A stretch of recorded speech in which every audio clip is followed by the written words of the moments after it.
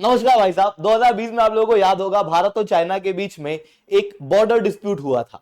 उस border dispute के बाद भारत का कहना था कि भाई बॉर्डर के ऊपर से जो डिस्प्यूट है उसको सॉल्व करो, फिर हम लोग बाकी चीजों के ऊपर सोचेंगे। वही चाइना वहां पे अड़ियल जैसा खड़ा हुआ था और कह रहा था कि भाई बॉर्डर के डिस्प्यूट तो होते रहेंगे सॉल्व, व्यापार जो है वो कंटिन्यू रहना चाहिए। दोनों ही अपनी पोजीशन पे अड़िग थे। चाइना जो है वो कुछ पॉइंट जैसे देप्सांग प्लेन, डेमचौक रीजन, वहां से डिसएंगेजमेंट करने का नाम ही नहीं ले रहा था। मिलिट्री टॉक्स पे मिलिट्री टॉक्स चल रही थी, चाइना जो है वो अड़ियल जैसा वहीं खड़ा हुआ था। बट अचानक से भारत और चाइना के बीच में डिसएंगेजमेंट कंप्लीट हो जाता है। उसके बाद चाइना कहता है कि चलो अब बिजनेस जो है उसे शुरू किया जाए। और अभी चाइना ये भी कह रहा है कि भारत और चाइना के बीच में जो फ्लाइट वगैरह नहीं चलती ना, वो फ्लाइट वगैरह भी चलवाना शुरू कर दो। अचानक से चाइना के रवैये में इतना बदलाव कैसे आया? चाइना क्यों अचानक से भारत के साथ में अपने संबंध को पुरानी तरीके से रिस्टोर करने का प्रयास कर रहा है? ऐसा तो चाइना के साथ क्या हुआ है, ये बहुत सोचने और विचारने वाली बात है, क्योंकि रिसेंटली कई सारे न्यूज आर्टिकल इस बात को कवर कर रहे हैं। इसका डायरेक्ट रिलेशन यूनाइटेड स्टेट्स के अंदर नई सरकार से के आने से है। अब ये सब कैसे हुआ, इससे मिस्टर चौहान डिटेल में आप लोगों के साथ में चर्चा करूंगा। बट उसके पहले आप लोग मेरे साथ में टेलीग्राम ग्रुप के ऊपर जुड़ सकते हो। मेरे क्लास की अपडेट, पीपीटी, पीडीएफ सब कुछ आपको मिल जाएगी। यूपीएससी सीएससी की तैयारी करना है इंडिया के टॉप एजुकेटर से। अगर आप लोग को ऑफलाइन क्लास के अंदर पढ़ना है तो आप लोगों के पास में अच्छा मौका है। अनअकैडमी केवल ऑनलाइन ही रहा, अनअकैडमी ऑफलाइन भी आ चुका है। दिल्ली करोलबाग मुखर्जी के अंदर, प्रयागराज सिविल लाइंस, वो बिहार के पटना के अंदर ऑलरेडी हमारे सेंटर्स खोले जा चुके हैं, जहां पर इंडिया के ये टॉप एजुकेटर्स आप लोगों को ऑफलाइन क्लासेस के अंदर कंप्रेहेंसिव यूपीएससी सीएससी की तैयारी कराएंगे। प्रीलिम से लेकर इंटरव्यू तक की हर एक स्टेज पे आपको गाइडेंस दी जाएगी, आपकी तैयारी कराई जाएगी और आपको सारा कंटेंट अवेलेबल कराया जाएगा। एक बार आप अनअकैडमी से जुड़ गए ना दोस्तों, तो आपको फिर कुछ और खरीदने की जरूरत ही नहीं पड़ेगी। यही अनअकैडमी का कोर्स अब आपको ऑफलाइन सेंटर के अंदर केवल 79,999 के अंदर मिलेगा। इसके अलावा यूपीएससी और बीपीएससी के बच्चों के लिए एक मेगा सेमिनार होने वाला है पटना के अंदर 24 नवंबर को शाम को 4 बजे। आप बिल्कुल से हमारे साथ यहां जुड़ सकते हो। चलिए दोस्तों, समझने का प्रयास करते हैं यहाँ पे हुआ क्या। देखो, भारत और चाइना के बीच में बॉर्डर डिस्प्यूट हुआ तो भारत ने सोचा कि देखो ये डिस्प्यूट को हम बॉर्डर तक तो नहीं रहने देंगे, हम इसके आगे ही बढ़ाएंगे। और भारत ने इस मौके का फायदा भी उठाया, क्योंकि भारत को चाइना के प्रोडक्ट से दिक्कत थी, क्योंकि चाइना हमको ये प्रोडक्ट बेचता था, फिर इन्हीं प्रोडक्ट के बेचे हुए पैसे से पाकिस्तान को पैसा आता था, और फिर पाकिस्तान की आर्मी हमारे पर ही अटैक करती थी, आतंकवाद को सपोर्ट करती थी। तो हमको भी दिक्कत तो थी भाई साहब चाइना के प्रोडक्ट से। इसी कारण से भारत ने चाइना के प्रोडक्ट के ऊपर बैन लगाया। आप देख सकते हो कई सारे ऐप वगैरह को हम लोगों ने रोक दिया था। इतना ही नहीं, चाइना का जो फॉरेन डायरेक्ट इन्वेस्टमेंट है भारत के अंदर आता है, उसके ऊपर भी एक्स्ट्रा विजिलेंस करना शुरू कर दी थी भारत ने। मतलब ट्रेड डिस्प्यूट भी उभर के आए थे बॉर्डर डिस्प्यूट के बाद। अभी चाइना जो है वो भारत के साथ में अपने ट्रेड को रिस्टोर करना चाह रहा है। क्यों? क्योंकि आप समझना कि चाइना की जो अर्थव्यवस्था है वो छितर बितर हो रही है। इस बीच में वो अपनी इकोनॉमी को वापस से रिस्टोर करना चाहता है। अब अपनी इकोनॉमी को रिस्टोर करने के लिए उसने स्टिमुलस दिए हैं।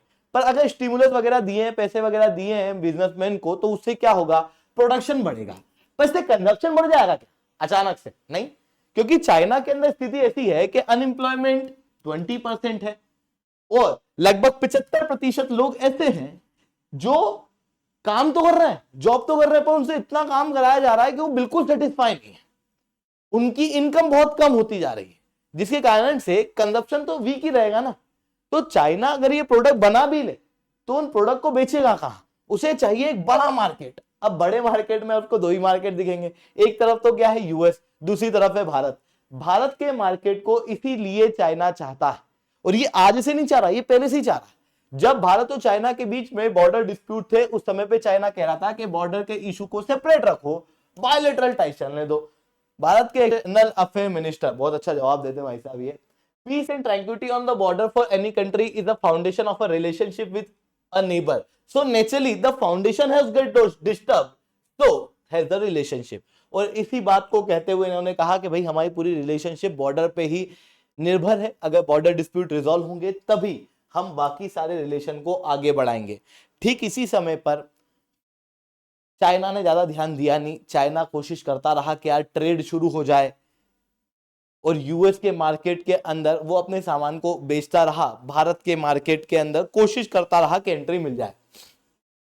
बट धीरे धीरे करके क्या हुआ, यूएस का मार्केट भी बंद होता हुआ दिखाई दिया।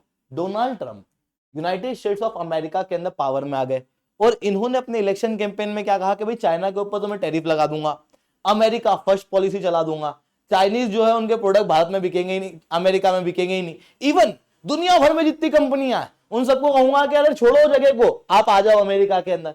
सारी कंपनियों को अमेरिका में बुलाने का प्रयास करूंगा और इन सारी चीजों से सबसे ज्यादा असर किस पे पड़ेगा, चाइना पे। तो चाइना को पता है कि अमेरिका के साथ में उसके रिलेशन खराब होने, ऐसी कंडीशन में चाइना क्या दो फ्रंट पे लड़ेगा क्या, भारत और चाइना के साथ? बिल्कुल नहीं।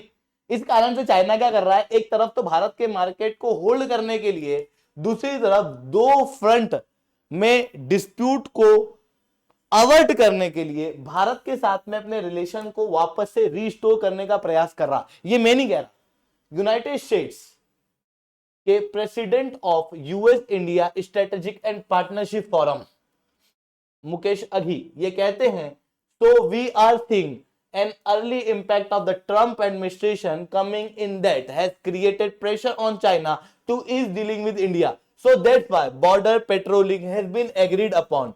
Direct flight has been agreed upon by China.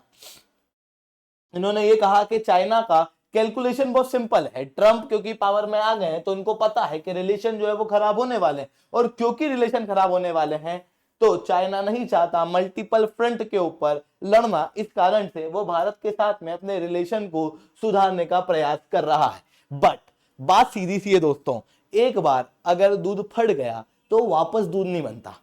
China ने एक बार भारत के साथ जो संबंध बिगाड़े हैं उसकी वजह से भारत और चाइना के संबंधों में जो दरार आई है उस दरार को चाइना रातों रात ठीक नहीं कर सकता। ऑलरेडी भारत के अंदर एंटी चाइना सेंटीमेंट्स हैं, आप क्लियरली इस रिपोर्ट को देख सकते हो, जहां पर 42% भारतीय लोग अब चाइनीज प्रोडक्ट नहीं खरीदना चाहते।